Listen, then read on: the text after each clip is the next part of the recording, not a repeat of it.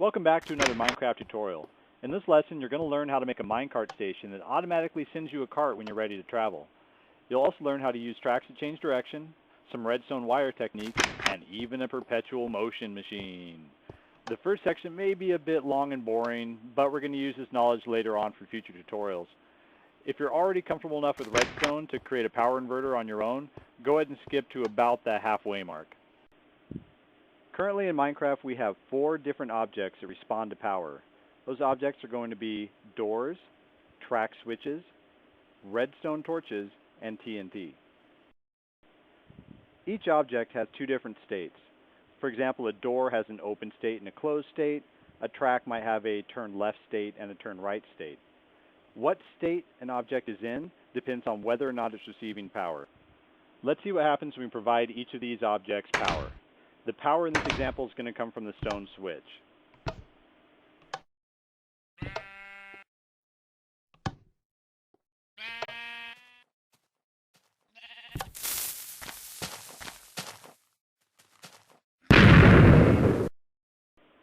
You might have noticed that when I came up to the redstone torch, it was already on. The default unpowered state of a redstone torch is that it's on. When you provide a redstone torch power, it turns off. There are 5 different ways to power an object. Here we have a stone switch that will toggle between off and on, unpowered and powered. Here we have a button that when pushed will provide power for about a second and then turn off by itself. Wooden and stone pressure plates will provide power for as long as you stand on them. There are some slight differences between the two we'll get to later.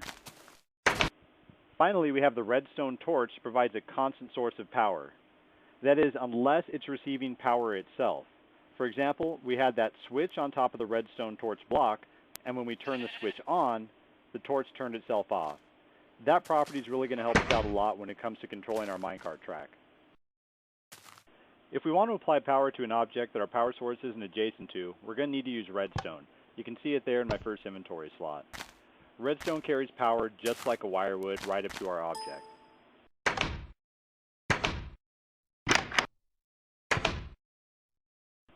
Redstone will send power out to any adjacent square, but it can't send power out diagonally. Redstone wire can be powered from the block above it, and it can also climb up a single step. It won't climb 2 or more, and it can't be placed on walls though. It also won't climb 1 step if that step is covered. If a redstone wire has more than 1 power source, it'll be powered if any or all of those power sources are turned on. Finally, let's look at how redstone torches and redstone wires interact. A redstone torch on top of a block will supply power to all of the redstone wire adjacent to it. It won't, however, supply any power to redstone wire on the level below it like a switch or a pressure plate would. When redstone is placed on the side of a block, it will only supply power to the tiles immediately in front of it and to the left and right. It won't supply power anywhere else. The first thing we're going to need for our station's cart delivery system is a way to keep a car always moving so it's ready for us when we need it. If you saw my booster tutorial, you'll see this is just a normal 6x3 oval track kept in constant motion with a booster next to it. Now I'll make one of the corners into a T intersection that we can switch by applying power to it to send the cart to us.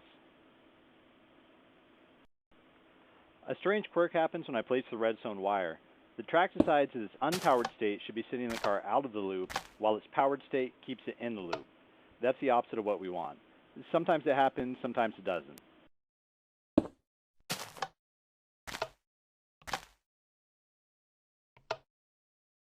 We can fix that problem by making our track powered by default and turning that power off when we stand on the pressure plate. To do this, we're going to need to invert the power. We can build an inverter using the things we've already learned about redstone.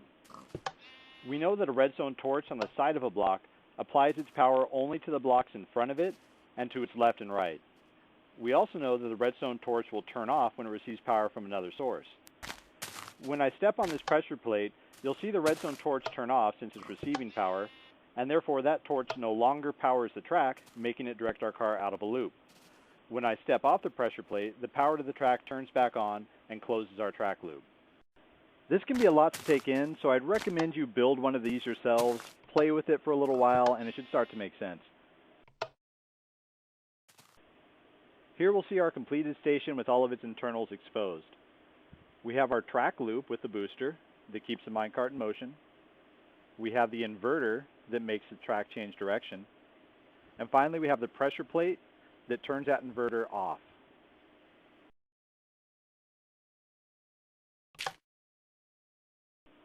Here's a finished example inside my base.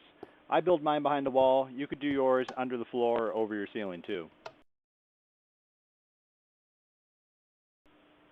Thanks for watching the tutorial. I know we covered a lot, but hopefully it's going to be worth it in the next tutorial, where we upgrade our station with a cart-ready indicator light, an empty cart detection system, and automatic cart reloading.